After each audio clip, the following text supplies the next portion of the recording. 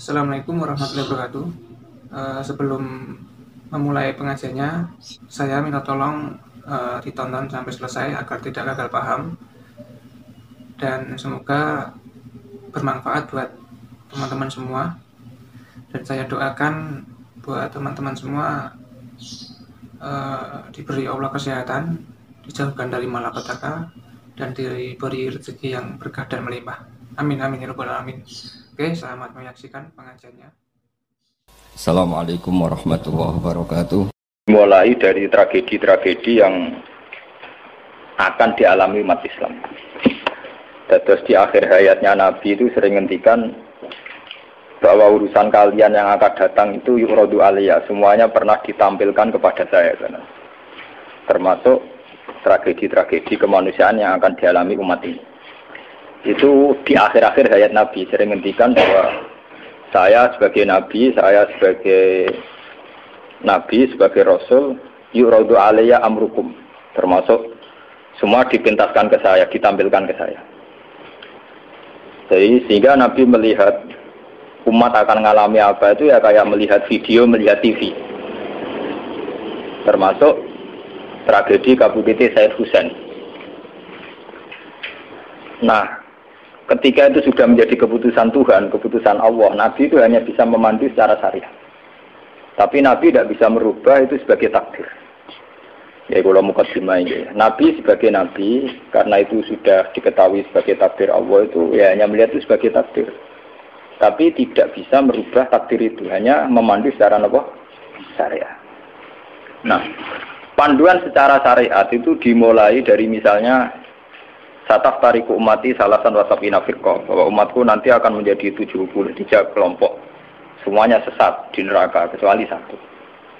Ya Nabi hanya punya panduan satu, itu siapa ya Rasulullah? Qol ma'ana alihil yawma wasabi. Orang-orang yang berpegangan sunnah saya dan sunnah para sahabat. Nah, itu banyak hadis-hadis di akhir hayatnya Nabi itu sering pesan begitu.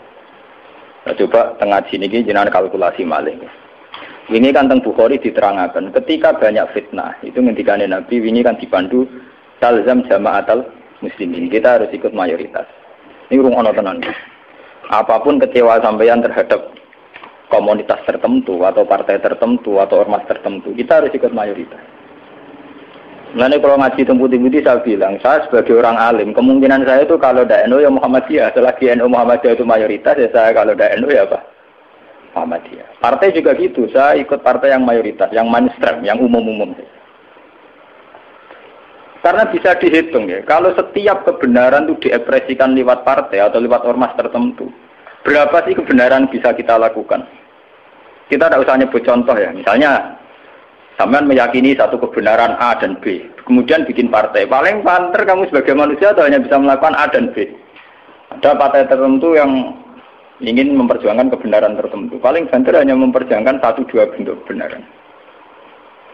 Nah, masalahnya ketika semua ini punya ruang gerak untuk bikin kelompok, kelompok ini akan menjadi banyak dan nggak terkendali. Semuanya punya bendera sendiri, punya partai sendiri, punya ormas sendiri. Coba sekarang tuh sampean kalau melihat di berita-berita, berapa kelompok yang atas nama karena Nabi serbanan hitam merasa harus serbanan hitam. Karena ada riwayat bahwa Nabi itu pilokan, terus kemudian mereka kalau sudah pakai pilok merasa mengikuti sunnah Nabi. Yang nggak pakai pilok enggak. Memang Nabi itu pakai semir. Dulu semua riwayat mengatakan Nabi Abu Bakar semua itu pakai semir. Ya gaul, Nabi lah itu pakai semir. Dan Nabi itu gaul pakai semir. Tapi semir yang sunat itu memang merah. Di kitab-kitab fikih semir yang sunat apa? Lagi sing nate ngaji fikih semir itu enggak malah haram to. Sing sunat apa? Merah. Lah jadi misalnya dari KNO atau semirane apa ke daerah wah, gaul Pak. Akhirnya ada kelompok tertentu niru semirane Nabi itu sebagai kelompok tertentu. Begitu terus. Nah itu kalau kita turuti itu akan menjadi faksi-faksi, kelompok-kelompok kecil yang akan menyulitkan. Sebab itu Nabi mandu kalau sudah fitnah banyak itu talzam jama'atul muslimin. Kamu harus ikut mayoritas. Coba sekarang misalnya menyangkut Jumatan saja. Berapa masjid yang mengharamkan dipakai kelompok lain? Dan berapa masjid yang digeruduk, dirubuhkan oleh kelompok lain pula. Hanya karena satu keyakinan kebenaran kemudian diekspresikan dalam bentuk ibadah. Misalnya masjidnya A beda dengan B, B dengan apa? C. Nah, itu kalau dituruti tidak ada selesainya. Nah, itu Nabi berpesan, kalau ada kelompok Islam yang sedang solid, kok ada yang ingin memecah, itu boleh diperangi. Fadribu bisab itu boleh dilawan. Bahkan harus dilawan dengan kekerasan. Kalau harus dengan kekerasan, ya boleh pakai kekerasan. Lalu itu kenapa Nabi se-ekstrim itu sampai menghentikan fadribu bisab? Orang itu harus dilawan dengan kekerasan. Ya tentu kalau kekerasan itu harus menjadi alternatif terakhir. Tapi yang jelas harus dilawan ya. Dalam teori modern ya harus dilawan. Tidak harus dengan pedang, harus dilawan. Kita punya sejarah dulu ya. Kayak dulu ketika mainstream Islam di Indonesia itu mengikuti pola NU atau Muhammadiyah. Dulu kita punya LDII. Punya Darul Islam yang dipimpin Kartosuwiryo. Kebetulan tetangga saya dulu orang Rembang, orang Sulang, daerah saya. Kemudian ada gerakan Aceh Merdeka. Kemudian ada Junduwo, ada kelompok-kelompok yang karena terinspirasi oleh Islam, termasuk kelompok bom bunuh diri dan sebagainya. Kemudian mereka menjadi firqah hanya karena meyakini satu dua kebenaran yang ingin diperjuangkan.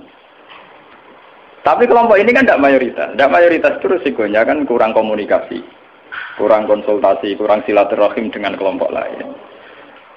Nah itu repot. Sehingga kayak di Mekah ada Wahabi, di Mesir ada Ikhwanul Muslimin, di Palestina sendiri ada Hamas, ada Al-Fatah, di Syria ada Amal Syiah, ada Syiah Imamiyah. Di Indonesia sendiri semenjak era kebebasan beberapa front-front ya banyak sekali. Semuanya mengatasnamakan apa? Islam. Memang kita terima kasih dalam hal tertentu yang diperjuangkan. Kita fair, terima kasih. Tapi bahwa kemudian saat kelompok itu melawan mayoritas mainstream Islam di Indonesia kayak NU Muhammadiyah, itu mereka punya semangat itu baru berapa hari. NU Muhammadiyah merawat Islam di Indonesia itu sudah puluhan tahun. Mereka merawat Islam dengan semangat baru beberapa hari. Mungkin bapak mereka belum sholat karena mereka kuliah, ngerti berita tentang Israel atau ngerti berita tentang kemungkaran, kemudian menjadi ekstrim. Nah, cara bahasa kasarnya berapa hari mereka mengenal Islam.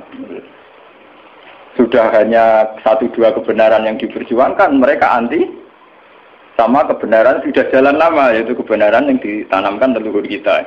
Mulai ngajari anak-anak caranya sholat, caranya baca doa iftitah, caranya tumak Nina, caranya sesuci dari najis. Nah, tapi kelompok-kelompok yang istiqomah ngajar ini kan tidak menjadi populer karena ada demo pakai bendera besar-besar. Kelompok apa? Tapi yang demo-demo pakai bendera-bendera besar, apa betul mereka ngurus Islam secara harian? Ngurus caranya orang sholat, caranya orang ngilangi najis. Kiai NU ku selera karuan orang non najis mulai mukhafafah mughalladah mutawat kita angkono do ribet ge gendera demo ya ora tempat ge gendera to bedina mulang urusan apa najis mulang kate jlimete ra karuan ana muktada mutamayiza mukhayyizah takhayyirah sampai mbono sing damun akhlak aku ambek ora akwa iku entek energi menapa entek. Nah itu dulu fenomena kelompok itu kata Nabi secara syariat sudah dipandu, kamu harus ikut mayoritas kata Nabi. Ketika banyak fitnah kamu harus ikut mayoritas. Mun saat ini dihitung, ini ngaji tenan gitu. Tapi ini tertutup ya, artinya ngaji. Zaman hitung mawon. Kalau partai-partai atau ormas banyak itu kita turuti atas nama ideologi tertentu atau atas nama visi tertentu, oke lah atas nama visi tertentu orang sah bikin partai, bikin ormas. Tapi mereka secara realistis karena minoritas, itu apa sih yang bisa diperbuat dari kelompok minoritas? Sudah gitu, secara teori modern kalau dia ada jabat namanya oposisi. Sudah oposisi gak di duit cilik. Paham ya? Oposisi ra di duit napa? Cilik. Ngurusi vaksinnya dhewe kebingungan urung ngadepi sebuah negara. Itu mendingan umat Islam itu ikut mayoritas, yaitu bagian dari negara. Sehingga peralatan negara dengan sendirinya juga peralatan Islam. Sama saya hitung ya. Kalau nanti ngaji bolak-balik kalau hitung, ini rumah tenan hitung dipenggali. Kalau umat Islam itu ikut umumnya orang, ada yang jadi tentara, yang jadi polisi, yang jadi pedagang, ada yang jadi pengusaha, Ada yang jadi miskin, itu rasa didadekno jadi. Kalau itu enggak usah proses penjadian, sudah jadi sendiri. Lama. Karena itu mengakui Islam yang hanya bunyal Islam ala khamsin. Ini rungokno tenan iki ngaji. Saya bertaruh betul. Saya bertanggung jawab di depan Allah. Kalau mereka mengikuti Islam dengan kaidah Nabi saja, yaitu hanya bunyal Islam ala khamsin, bahwa Islam itu dibangun atas 5 hal, yaitu syahadat la ilaha illallah wa anna muhammadar rasulullah wa iqamis shalat wa ita'iz zakat wa shaumi ramadan wa hajjil baita man istata'a ilaihi sabila. Itu tidak menerangkan partai politik, juga tidak menerangkan sebuah bentuk negara, juga tidak menemukan formasi negara, formula sebuah negara. Itu enak. Artinya enak itu misalnya kalau misalnya kayak Rukin Madun mau dibunuh orang Israel karena bagian dari bangsa Indonesia, negara wajib melindungi atas nama dia bagian bangsa Indonesia. Karena dia ngakui konstitusi negara, dia warga yang baik. Maka ketika Rukin Madun mau diculik Israel, itu negara harus melindungi dengan peralatan negara. Itu beda dengan kalau Rukin Madun gaya faksi tertentu, anti negara, negara balane Amerika. Dia ini gaya faksi tertentu anti Israel. Gaya bambu runcing dewe, gawe senjata rakitan, terus tiga nyerang Israel. Itu kalau diserang Israel, itu negara harus tanggung jawab. Toh kamu tetap kalah karena minoritas. Kulo wingi pas ngaji teng Demak, teng kanca-kanca sing derek kulo omong. Kita secara ideologi bersimpati ya sama kelompok-kelompok yang melawan kebatilan. Tapi kalau kelompok itu kecil dan beda dengan negara, itu resikonya negara harus tanggung jawab. Ya kan kita cerita ilmiahnya saja. Ini bukan menyalahkan siapa-siapa. Kita cerita ilmiahnya saja. Banyak faksi-faksi kecil kayak kasus di Sudan, di Khartoum, di Darfur, di Rwanda, di Kenya. Itu sama kalau melihat berita di Kenya, di mana itu yang sering ada penculiknya itu yang Somalia ya, Somalia. Kelompok-kelompok kecil ini kan bikin satu faksi yang anti negara. Terus mereka atas nama kebenaran yang diyakini bikin gerakan tertentu. Hamas juga beda dengan Al-Fatah sebagai penguasa, yaitu karena presidennya dari kelompok apa? Fatah. Itu untuk menghadapi musuh itu repot, karena dia tidak dihitung sebuah negara, tapi dihitung sebuah kelompok. Tapi kalau para kiai itu ikut bagian dari negara, itu yang harus melindungi negara. Sehingga dengan sendirinya, kalau kita bagian dari negara kayak Rukin Madun ya ikut punya Kodam Brawijaya, ikut punya Kodam Diponegoro, ikut punya Pangdam Jaya. Karena negara harus melindungi rakyatnya dan itu rakyat yang sah karena tidak rakyat yang mau bikin kelompok yang anti negara. Jadi hitung-hitungan strategis. Sebab itu sejarah Wali Songo itu tidak ada yang tidak ngakui sistem negara. Dulu ketika Sunan Ampel itu dapat Ampel Denta itu bagian dari Majapahit. Ketika beliau ingin bikin negara juga ngakui sistem pola negara, yaitu pola negara saat itu harus dipimpin seorang raden sehingga Sunan Ampel tidak nyuruh wali-wali yang lain tapi nyuruh Sunan Raden sinten Fatah. Begitu terus zaman Basim Asari juga ikut Masumi, ngakui proses bernegara secara konstitusional sehingga Basim ya ikut Masumi saja, ikut kelompok bagian dari negara. Dulu ketika era Soekarno ya ada kabinet K4 termasuk NU yang ngakui proses hukum negara. Karena dengan NU ikut partai politik dan bagian dari negara itu kalau diserang Malaysia atau Portugal ya ada karo nyerang Indonesia. Itu beda dengan kita misalnya kecewa sama negara terus bikin kelompok tertentu yang anti negara. Itu kalau kelompok lain nyerang ya kamu sebagai kelompok bukan sebagai negara. Dan itu risikonya tinggi. Artinya secara syariat itu Nabi benar ketika memandu talzam jama'atul muslimin. Kamu ikut kelompok mayoritas orang Islam. Tidak orang mukmin. Muslimin itu lebih preman. Muslim itu ya preman mlebu, gento ya napa? Mlebu, momene sing kaya kula rapati gento malah mlebu. Lho nggih karena aturan Islam, kalau dalam terminologi agama, muslim itu kelasnya itu paling rendah, paling umum. Karena kelas pertama itu Islam, terus iman, terus ihsan. Makanya di Quran itu qalatil a'rabu amanna. Qul lam tu'minu walakin qulu aslamna. Di Quran qalatil a'rab amanna. Wong desa muni amanna. Sajane urung level e muni amanah, lagi aslam. Nah, padahal Nabi nyuruh talzam jama'atul muslim. Wis pokoke melok umume wong Islam.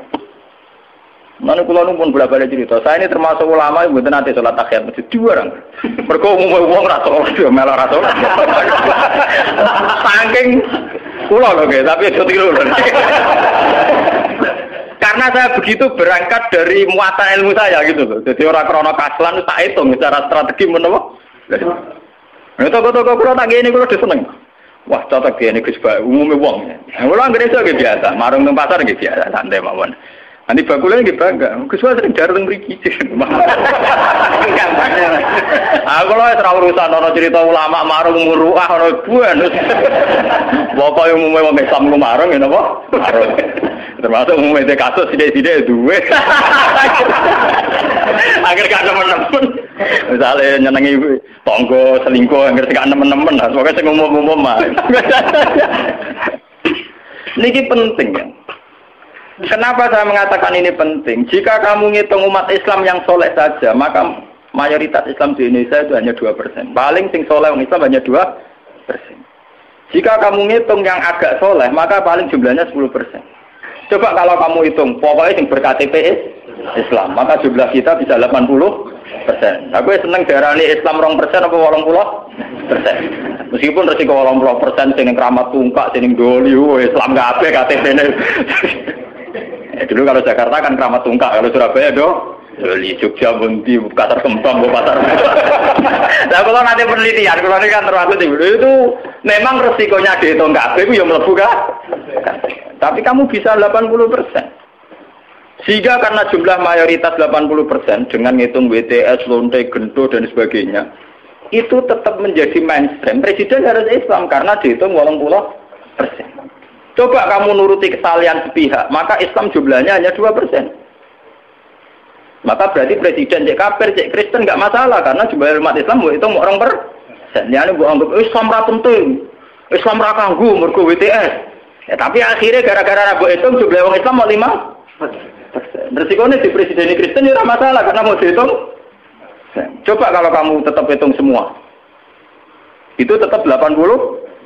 Akhirnya kita tegak sebagai mayoritas. Remangsa umat Islam mayoritas sudah ditopang Islam, WTS, maling dan sebagainya. Bedanya kiai lah. Kita berdiri tegak sebagai mayoritas itu ditopang Islam sing jualan, sing gubendo-gendo. Jadi apa kita tegak sendiri? Sebab itu Nabi memandu. Kalau kelompok sudah bulat, itu tetap kita ikut mayoritas. Dalam jamaatan muslimin. Itu ngaji kita. Makanya wa huwa mustami'un. Kita masih sepakat bahwa Islam itu harus hanya bunyal Islam ala khamsin. Kita mengikuti panduan hadis sahih bahwa Islam hanya bunyal Islam ala khamsin. Yang namanya Islam itu ya hanya syahadat, sholat, zakat, puasa dan haji. Titik. Nah, bahwa ini cerita ilmu sosiologi. Bahwa kita ingin punya presiden Islam, bupati Islam, gubernur Islam, itu bawaan psikologi mayoritas. Itu eleng-eleng, bukan ideologi Islam. Saya sebagai ulama bertanggung jawab terhadap mazhab ini. Kita ingin presiden Islam, bupati, gubernur Islam, legislator Islam, itu bawaan kita sebagai mayoritas. Karena kita sebagai mayoritas, tentu presidennya dari kelompok mayoritas, yaitu Islam. Andai kan Islam kita itu di NTT, andai kan Islam kamu itu di Ambon atau di Bali, kamu tidak akan, misalnya Madun sekarang di Bantul. Tersinggung ketika bupatinya ada Islam. Coba kalau kamu ditegur jadi orang NTT. Paling bupati ini Kristen, yang penting gak merubah masjid. Misalnya Mustafa begini, hidup di Amerika, dia paling pikirannya kan, dia tidak mensyaratkan presiden Islam, ya nyaratno gubernur Islam. Yang penting gak ngusir wong Islam. Tapi saat dia Bantul karena mayoritas, dia mensyaratkan bupatinya. Itu bukti bahwa keinginan kita punya bupati gubernur Islam itu bawaan psikologi mayoritas, bukan bawaan ideologi Islam. Kalau Islam ya hanya bunyal Islam ala khamsin. Bangunan Islam ya hanya 5 itu. Bangunan iman ya hanya 6 itu. Paham ya? Nah, sama nggak usah teruskan. Kalau gitu partai politik Islam penting dan itu sensitif. Nah, takut kamu sensitif. Aku bolak-balik ngaji ini sensitif. Senengannya kok takut sing sensitif. Takut sing umum mau. Misalnya takut sing umum. Lah penake piye Gus wong Islam? Ya duwe uraan sithik-sithik, nak dosa di sepuro pangeran. Wong di duwe ora dosa to, Gus. Tapi mesti di sepuro pangeran.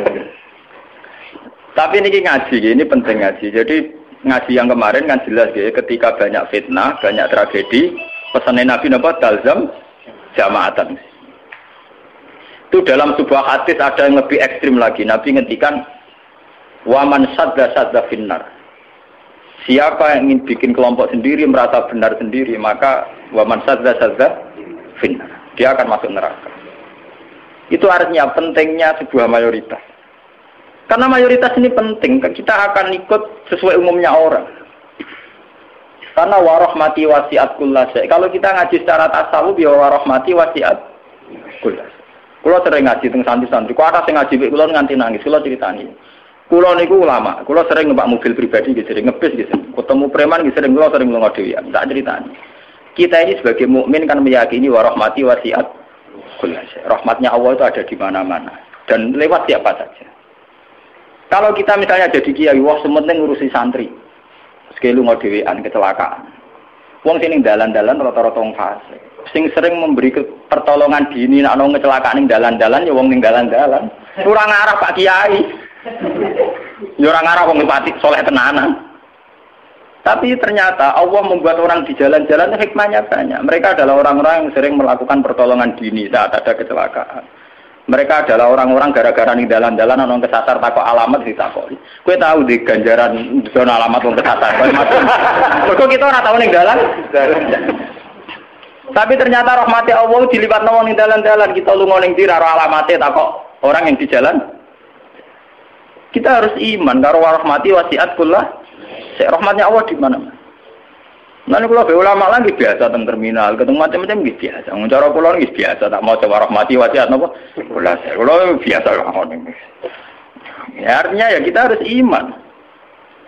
Dan saat kita meyakini mayoritas bahwa rahmatnya Allah Ta'ala itu mayoritas, Islam juga mayoritas, kita merasa saat di pondok ya kumpul wong Islam, saat di terminal kumpul wong Islam, ning dalan kumpul wong Islam. Coba kalau kamu pakai eksklusif, terminal begitu cabut itu fasik kabeh. Bareng ngono butuh ngising itu biasa wong fasik wong bayar. Kok dalili, nulung wong kok bayar fasik. Nah, gue malah iso ngising kan. Fasik ka Allah, penting nyediakno WC kena bengi. Di bang soleh rabi fasilitas. Fasik ka Allah. Jadi contoh-contoh betapa eksklusisme, satu perasaan eksklusif itu menyesatkan. Allah sendiri terbuka rahmati wasiat kullas. Lah kullas ini lebih dekat mayoritas apa minoritas? Lebih dekat teori apa? Mayoritas. Nah, makanya saat ini kita ngaji ini bahwa panduan Nabi untuk mengikuti mayoritas itu secara syariat memang sudah benar dan setelah teori rasional teknis juga sudah benar. Cuma kan saya harus menyampaikan ini lewat ngaji bahwa ini bukan akal-akalannya Gus Bah, memang ada di kitab yang diyakini sahih, yaitu kini kitab Muslim.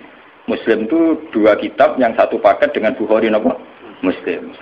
Dua kitab yang diyakini sahih setelah kitab Bukhari. Ya, dalam keyakinan mayoritas orang Islam setelah kitab Bukhari adalah kitab Bukhari napa? Muslim. Dan lewat kitab sahih ini sampean tahu bahwa panduan mengikuti mayoritas adalah panduannya Nabi. Paham ya? Panduannya sinten? Nabi. Mulane iki ngalim-ngalim Jawa juara bejuban, umumnya wong nganggo hem. Ini biasa umum wong. Karena mereka tahu betul pentingnya mayoritas, pentingnya tradisi mayoritas.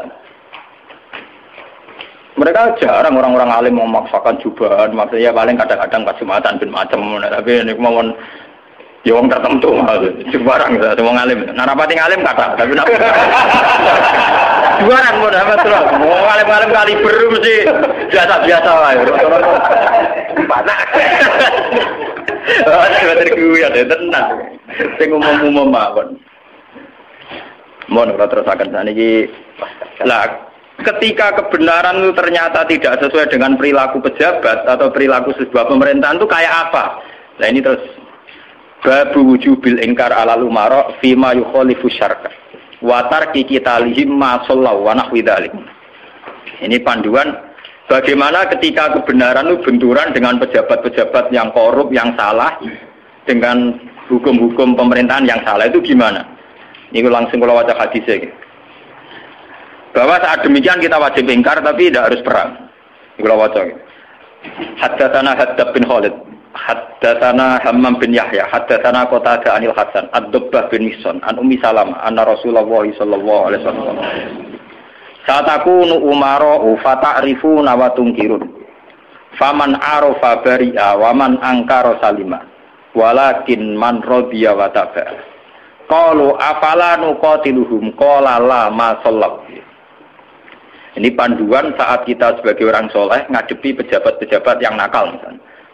Saat aku nu bakal ana sapa umara, pira-pira pemimpin, pira-pira amir, pira-pira pemimpin. Pemimpin iki iso pejabat, iso pemimpin kultural, pemimpin ormas, wae pemimpin umara jamu amir.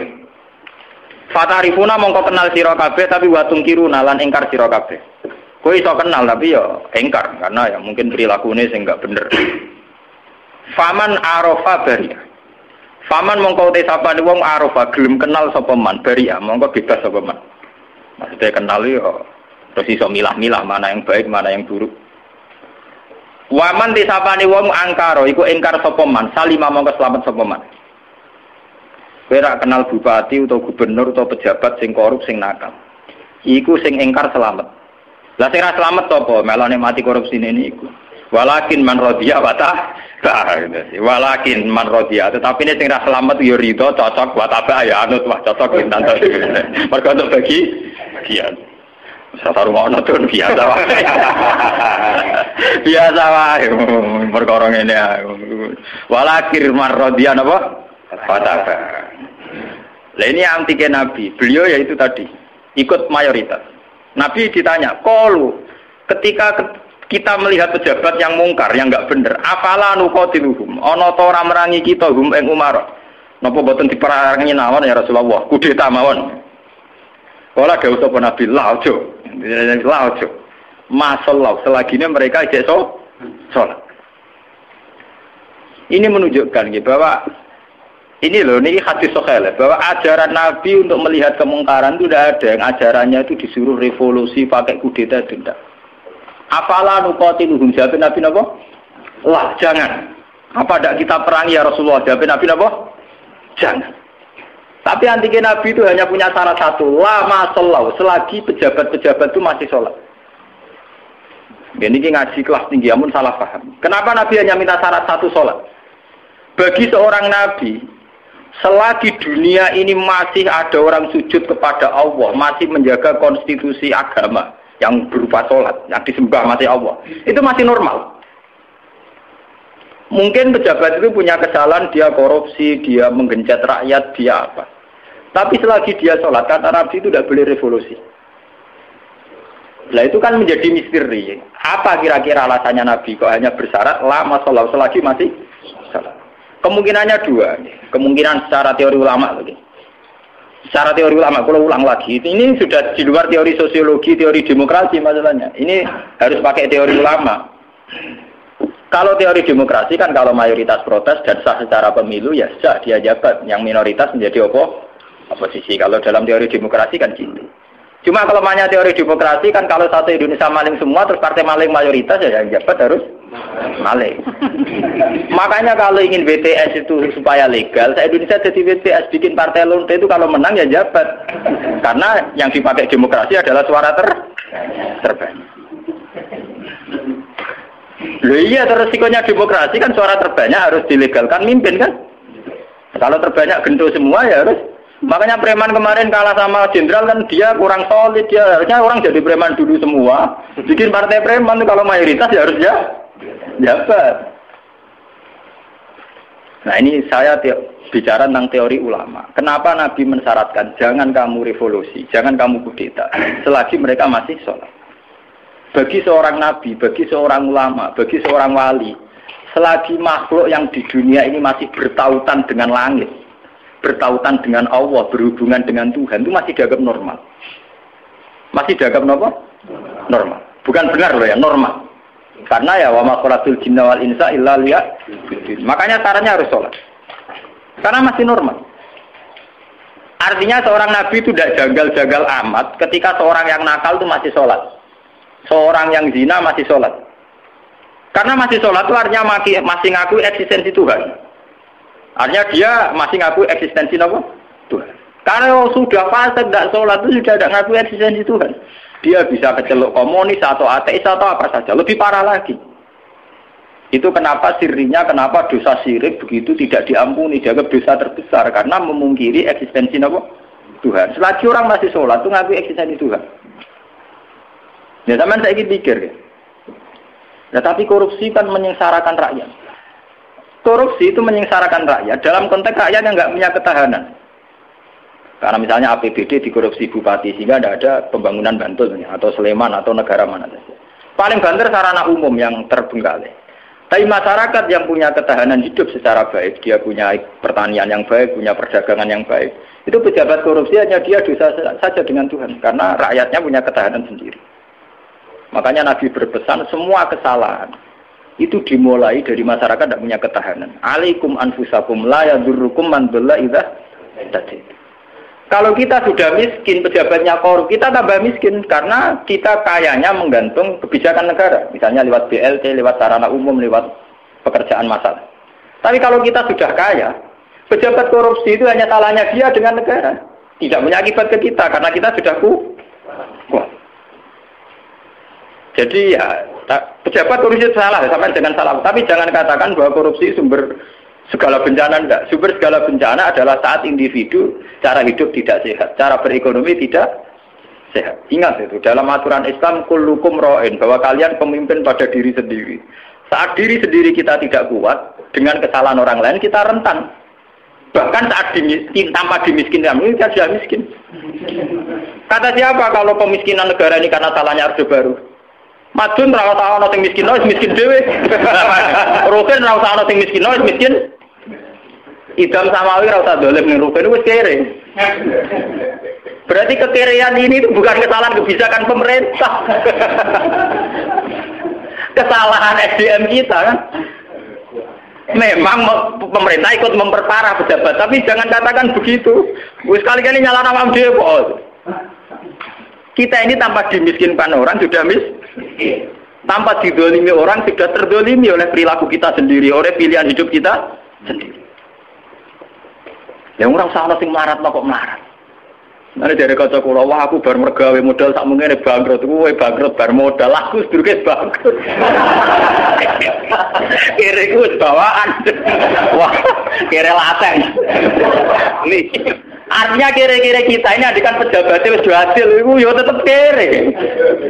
Jadi Bupati Bantul, Cek Sleman, Cek Diae, orang korupsi lah, yang kere tetap kere.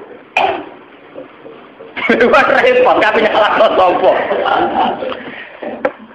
Tunggalnya sistem pendidikan nasional dirubah nganti ngeluh mendiknas ya. Udah tarik SDM rendah atau sinawi tetap bento. Sebelum ada paket-paket UNAS ya wis do bento. Bentone ora salah pemerintah, ora gelem belajar. Apa susah sih ora usah sekolah belajar dhewe maca-maca buku tak apa. Jadi kita ini kan bodoh sedurunge dibodhokno, melarat sedurunge dimelarat. Makanya Nabi itu tidak begitu fanatik dengan aturan-aturan sosial. Nabi sebagai Nabi hanya punya pesan lama selagi masih sholat. Selagi di alam raya ini masih ada orang yang mentautkan, yang mengkaitkan hubungan hidup di dunia ini dengan Allah, dengan Tuhan itu masih normal. Oleh Nabi dianggap masih normal. Jika Nabi kalau nyurati raja-raja ya kamu masuk Islam. Setelah Islam kamu selamat. Itu Nabi tidak ada syarat bahwa kamu harus menjadi rakyat saya, pengikut saya itu enggak. Karena ya seorang Nabi itu hanya butuhnya supaya dia manusia di alam raya ini punya tautan, punya hubungan dengan hukum Tuhan. Makanya Nabi ngendikan lama sholat, selagi masih sholat. Itu kemungkinan pertama. Kemungkinan kedua, Nabi masih berharap dengan sholat itu, kalaupun dia nakal, tidak nakal-nakal lama. Tidak mungkin seorang yang sholat istiqomah, kemudian nakalnya nakal-nakal amat. Karena tidak mungkin dengan kekuatan sholat itu kemudian menjadikan perzinaan menjadi kebutuhan. Menjadikan minum menjadi kebutuhan. Paling aksiden. Kelebihannya orang sholat, kalaupun dia zina itu aksiden. Gak kuat ngempet, kecelakaan. Apa nyabu, gak kuat ngempet, kecelakaan. Dia tidak akan menjadikan kecelakaan atau kesalahan kayak zina minum sebagai kebutuhan. Itu beda dengan orang yang tidak beragama. Bisa menjadikan fisik kebutuhan, minum kebutuhan, nyabu kebutuhan. Kelebihannya agama adalah sebuah kesalahan itu hanya aksiden, kecelakaan, kepleset. Mulanya dalam bahasa tasawuf darani kepleset. Dia berkomitmen anti zina, cuma karena sebagai manusia tahu kepleset zina. Dia anti narkoba, kepleset narkoba. Dia tetap anti kemungkaran, sebagai manusia kepleset di kemungkaran. Itu beda dengan saat kita ateis atau komunis. Kita dari awal tidak percaya surga neraka, tidak percaya Tuhan, tidak percaya sanksi. Maka semua kesalahan ini ada salah, ada benar. Nah, itu tidak normal. Cara Nabi kalau kondisi sudah gitu itu sangat tidak normal. Paham ya? Makanya harus dibedakan kesalahan yang menjadi kebutuhan dengan kesalahan menjadi aksiden, hanya kecelakaan. Ya kayak Rokan sebagai sufi ya bukan merem, tapi sebagai wong ya kadang kecelakaan dulu orang ayu. Tapi dia yakin itu dosa, yakin dan ya istighfar. Itu kelebihannya agama kan gitu. Orang ya di ruang salah tapi balik meneh, salah balik meneh. Makanya bahasanya orang agama itu kan munib, orang yang mudah kembali. Ya karena kesasar barang mulai meneh. Jadinya munib, rojak. Agama itu ya syaratnya kan gampang tuh munib, ya mudah kembali. Bar kesasar dicek balik meneh, kesasar meneh balik meneh. Lah cekrepon nak ucul tenan ya. Ora lah mun parah dah niku. Makanya Nabi hanya punya syarat salat. Maksudnya sholat, ya itu terus sekarang saya buka lagi kemungkinan ketiga. Sholat di situ tuh bisa bahasa secara personernya menyebut satu bentuk, ya bentuk sholat. Ada mungkin artinya itu institusi ibadah. Napa institusi napa? Ibadah. Selagi mereka masih membolehkan orang sholat atau selagi institusi agama itu masih boleh jalan. Karena kita hidup di negara macam-macam. Kalau di Indonesia, presiden tidak sholat itu jelek. Coba kalau sampean warga Singapura, atau sampean ditegur menjadi warga Thailand. Tentu kita sebagai muslim dipatani di Thailand hanya bersyarat yang penting pemerintahan tidak memberangus masjid. Yang penting pemerintahan tidak mengganggu aktivitas masjid. Makanya masalah saja artinya selagi tidak menghalangi institusi agama yang bernama sholat. Biasa saja pejabatnya itu tidak sholat. Kayak kita misalnya ditegur dari warga Thailand atau kita warga Singapura. Mungkin PM-PM-nya tidak sholat, pejabatnya tidak sholat. Tapi masalah bagi kita saat tidak sholat melarang orang sholat. Dan tidak menjadi masalah kita saat mereka tidak sholat, tapi tidak melarang institusi sholat. Paham ya? Artinya selagi masih tidak menghalang-halangi institusi agama yang bernama sholat, itu kita tidak usah revolusi. Kecuali kalau sudah menghalang-halangi sholat. Makanya di Quran diterangkan, masalah perang itu harus kita lakukan ketika ada lahu dimat suami wa biya'u wa sholawatu wa masajidu yudkaru fiha smuwahi katsiran. Itu hebatnya Quran. Jadi dari awal Quran itu ingin sekali gak ada perang, kecuali kalau simbol-simbol agama dihalang-halangi, dihanguskan. Makanya di Quran nonton ayat walau la dafu hinna sabadhum bibadil lahu dimat suami wa biya'u wa sholawatu wa mata jika yuskaru fiha smuwahi katsiran wa la yansurunallahi mayyan. Oke, ada perang kalau simbol-simbol agama, institusi agama sudah dilanggar. Yaitu misalnya masjid tidak boleh berdiri, orang tidak boleh sholat. Nah kita sebagai ulama, sebagai seorang muslim, perhitungan kita sederhana. Selagi bangsa Indonesia atau pejabat Indonesia tidak menghalang-halangi institusi yang bernama sholat, ibadah, kita harus ngakui itu pemerintahan yang sah. Karena kita sebagai orang yang beragama, hitung-hitungan kita sholat saja. Orang untuk duit atau orang pokoknya kalau itu hitung-hitungan ya. Aku nak umat ulama itu ya, umat ulama yang ini gitu. Nah umat gendone ya ngitung duit. Ya karena umat. Mari dosane kan mau eksiden, cuma kecelakaan. Orang laten, orang dosa apa? Kan rum komunis kan kita ada komunis ora. Makanya lama sholat itu bisa saja artinya yang penting institusi sholat itu tidak terganggu. Makanya banyak dulu ulama-ulama dulu yang hidup di Tashkent, di Azerbaijan. Dulu Imam Bukhari itu orang mana? Sampean kira orang Bukhari itu orang Mekah atau Madinah? Tidak, dia orang Azerbaijan. Sekarang ikut Tashkent. Makanya kalau kitab-kitab dulu namanya As-Samarqandi. Samarqandi itu Tashkent. Sekarang kalau tidak ikut Ukraina atau Azerbaijan, makanya kawasan sana di Bukhara. Itu dulu ya biasa saja mereka punya raja yang tidak Islam atau apa. Biasanya taruhannya saja itu baik, tidak menghalangi orang sholat. Makanya dulu Nabi ketika di Mekah ya biasa hijrah ke Habasah ke Ethiopia. Saat itu rajanya tidak Islam.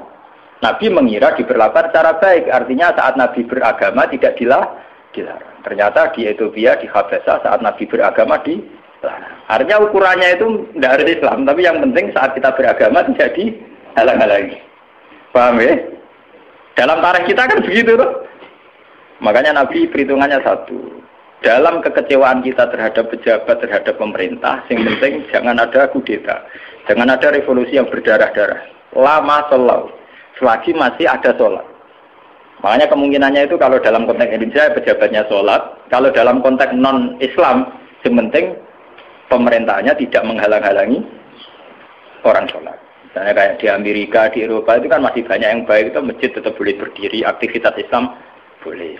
Itu masih normal ya. Dalam pandangan Nabi begitu itu masih apa? Normal. Nah, lewat ngaji ini biar jenengan tahu betul bahwa sebetulnya kita sudah punya panduan politik. Ya, panduan politik, panduan sosial itu kita sudah punya dari Nabi. Ya, masalahnya roh tak orang menurut dan roh kitabe tak orang lain tak ulang, mulanya tak ulang. Mulanya kita ulang. Maksudnya pentingnya ngaji ini biarnya kita tahu. Sebenarnya panduan-panduan itu sudah ada. Nah, bodohmu orang dibodohno wis bodoh lha iku malah perkara. Melarat dene di melarat wis napa? Mbok melarat ngenteni di melaratno wong. Dadi keren. Aku buang perut mari dhuwitku dibodohi wong keren. Sawangane melarate ngenteni dibodohi wong. Aja sampe ora tau ana sing bodohi wis melarat. Lha parah. Ora tau dibodohi, ora tau bisnis kok wis melarat. Subhanallah. Melarat sing apik to. Ngenteni dibodohi wah, misalnya jadi kiai yang ngono, di rival politik dijatuhno lagi jatuh keren. Jatuhnya ngenteni dijatuh. Orang sing jatuh tau wis blesek. Moyo jatuh ngenteni sing jatuhno tau kan lumayan. Tawangane ana sing dikambing hitam. Mau dhisik dadi kiai gara-gara disaingi ku terus ambles. Ora ono sing nyai kok wis ambles. Wah nak jatuh sing terhormat, melarat terus sing sopan sithik urip. Dadi walakin marradiya wata qalu padha matur sapa sahabat afala nuqatiluhum ana ta ora merangi kita ing Umar. Jawabe Nabi qala la gak usah revolusi, gak usah perang sallallahu alaihi salat aja. Al-Fatihah.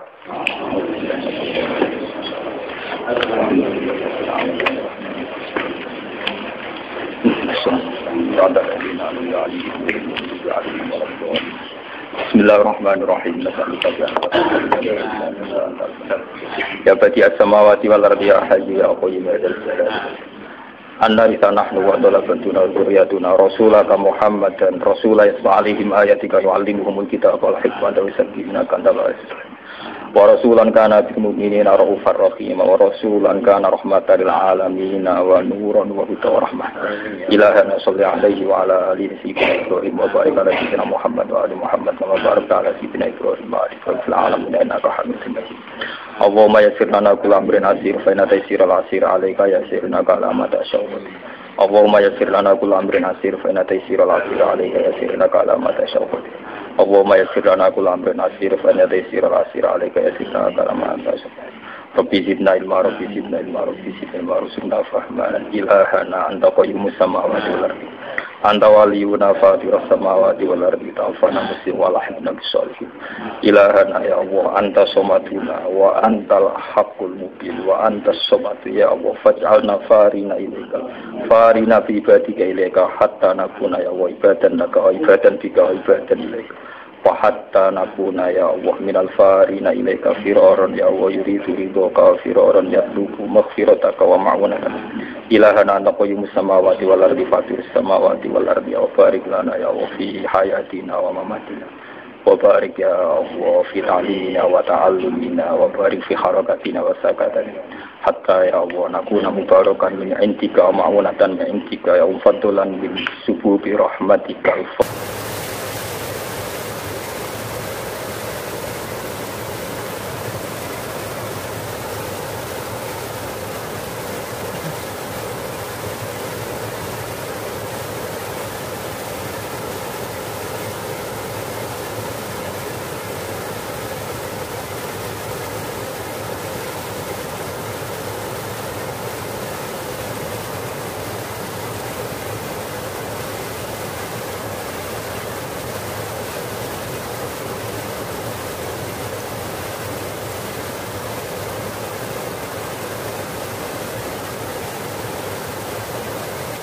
Oke, terima kasih sudah menonton pengajian kali ini.